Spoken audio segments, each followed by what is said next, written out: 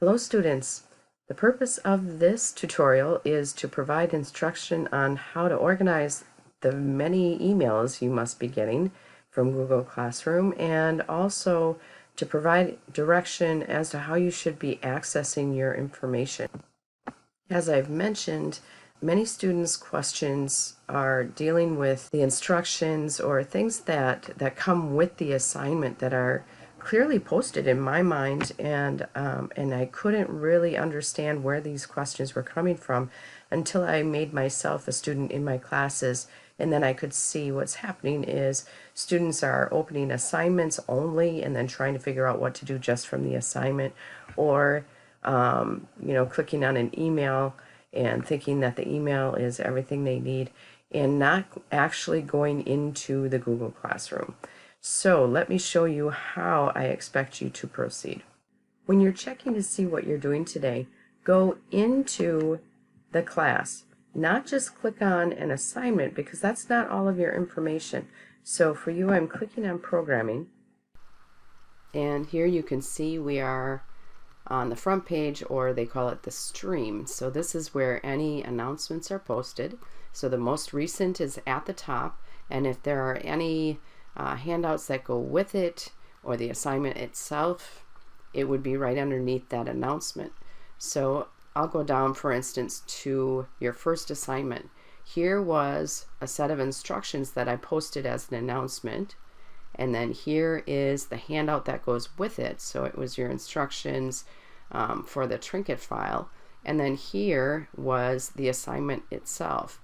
Now the assignment itself, that's the only thing that shows up here because it has a due date upcoming, and it also shows up on, if I go to all classes, it is the link that shows up here. So you can see how if you're using that, or you're just clicking on a link from your email, you're missing all kinds of other information that you need to complete the assignment. Now, one more thing that's helpful is this classwork tab.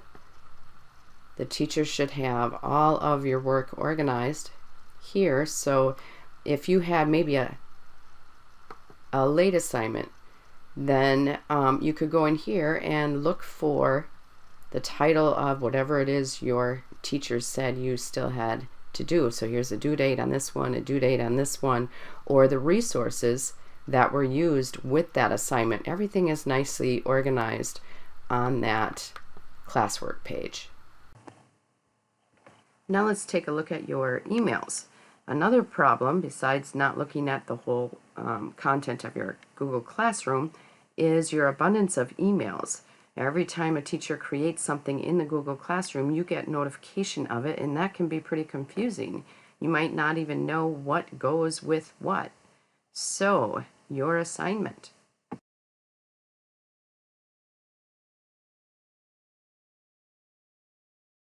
You're going to create labels for each classroom, and then put your emails as you get them into the classroom. I made one called Google Classroom Emails, and then one for each of my classes. So that's what you're going to do. This is how you do it. I'm going to have to give them a little bit different name, I think, than the ones I already have. So you go down here. Now, if you don't see that, it's because you haven't clicked on More. So right here you see More. Click on that, and then go down to Create New Label. And the first label you're going to create is Google Classroom Emails. Okay, and I already have one of those, so I'm going to put a number 2. You do not put a number 2 behind it. It's just that mine can't be exactly the same. And I want it as a top level folder, so I don't do anything here. And I say Create. Okay, now when I look up here, I see that I have Google Classroom Emails. So you'll have that. Now I'm going to make a folder for each of my classes. So create new label, and I'll say English. And I want this to be inside Google Classroom Emails. So that's the one I just created. Create. Now I want to create math, maybe. You can name these whatever you think is the best name for the class.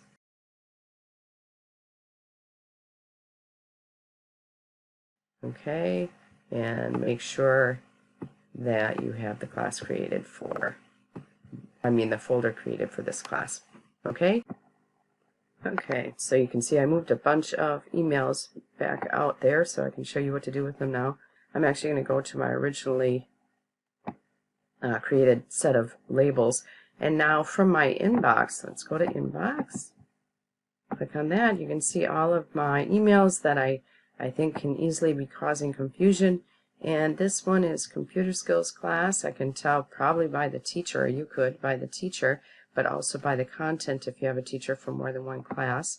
So this one goes to computer skills. So I'm going to take this and put it in the class. Class invitation. Okay, so that was an invitation to my Monday, Wednesday.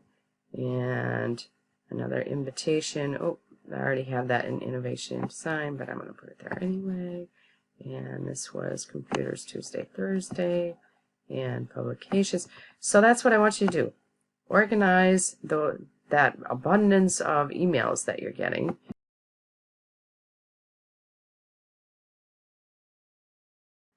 Okay.